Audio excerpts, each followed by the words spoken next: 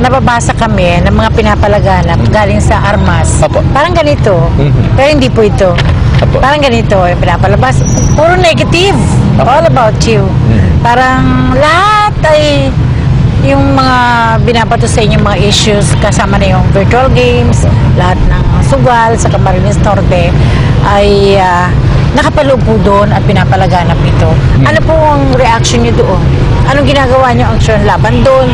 Or paano niyo ipapaliwanag ito doon sa mga taong nakakapulot ng papel Opo. galing sa armas? Sa'yo yung armas na yan? Ano?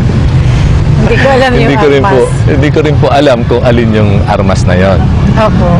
Tiningnan ko na rin yung taong Sa pamphlet. nakalagay doon sa ilalim. Kung may record sa mga ahensya ng pamahalaan, wala naman po siyang record.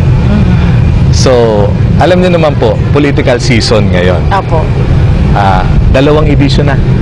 Dalawa na po. At may susunod pa daw. And obviously, I am being singled out. Oo nga. I am being singled out. Kaya ito po is talagang attributed sa politika. Walang kaduda-duda po na ito ay politika. First, because the manner of distribution is very suspicious.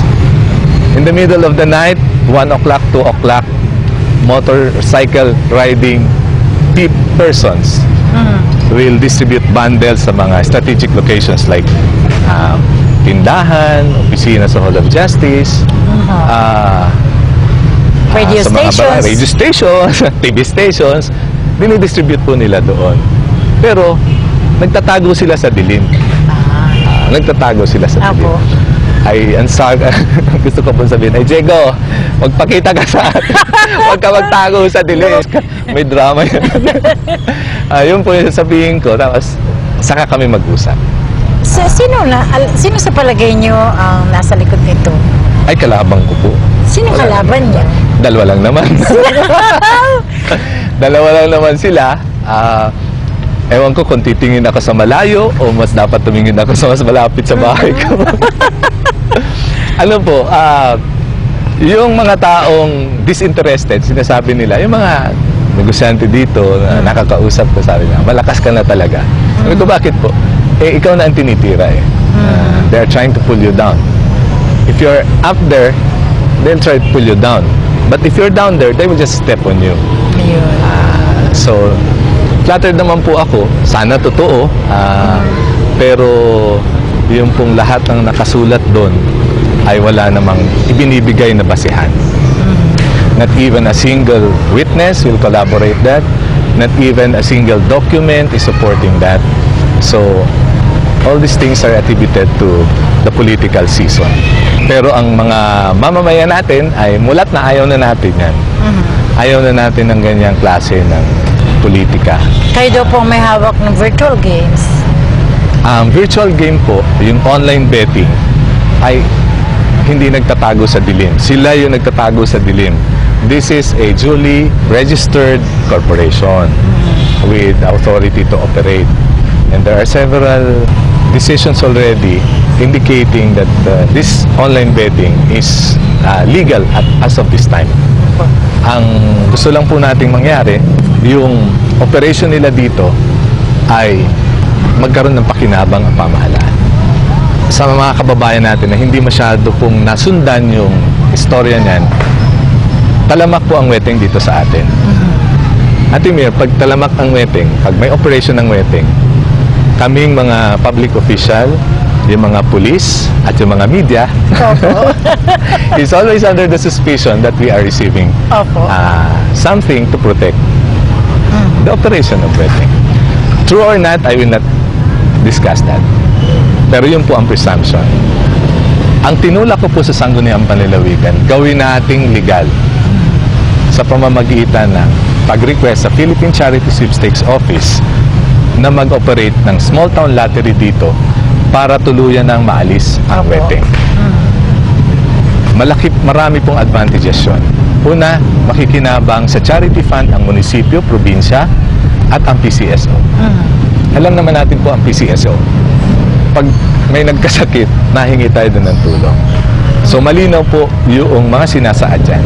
Pangalawa po, mawawala yung suspicion na tayo ay tumatanggap ng mga pabor at pera galing dun sa mga nag-ooperate ng wedding dahil ito ay legal na.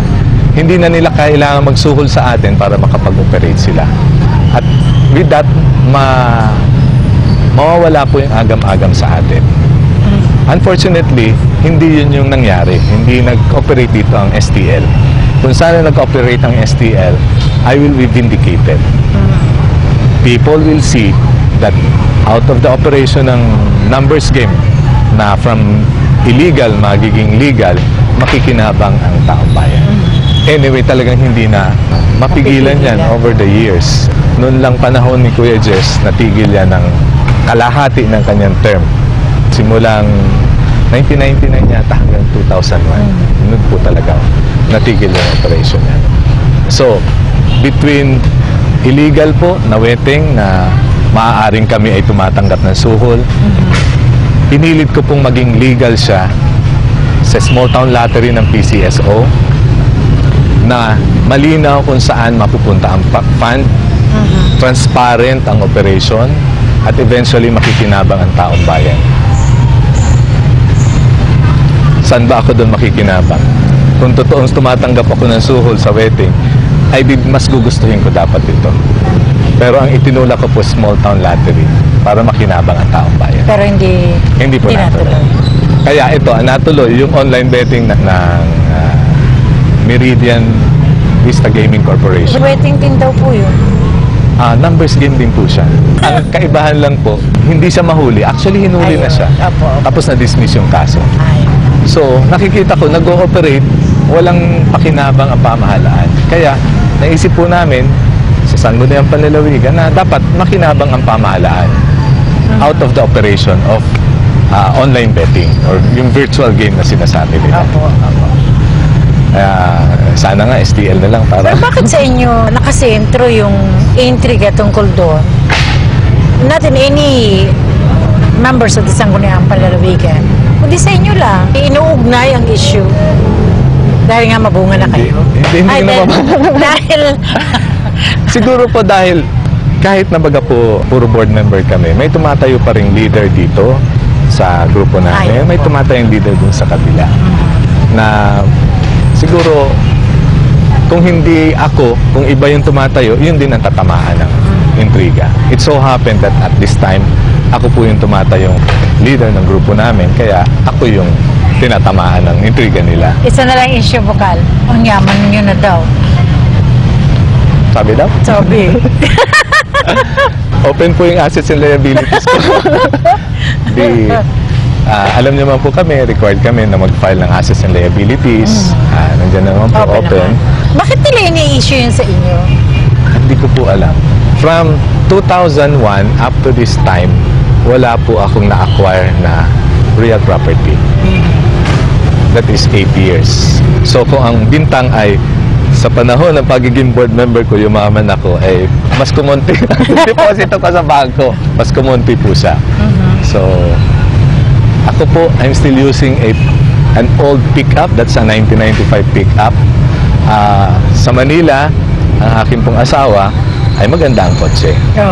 Pero may pambayad naman siya. Naka-BMW po yung asawa ko. Ang tuition ng mga anak ko, installment. 3 gives. Ang bahay ko, hindi ko maparepair yung alulod. Ang bank account ko, nakadeklara sa assets and liabilities namin. Kung may yaman ako na hindi ko alam, pwedeng pakituro sa akin. Hanapin natin. At pagatian natin. So, Ate Mir, to answer the question, I am poorer now than before I assumed office in 2007. May utang ako sa GSIS, nakagraduate na ako.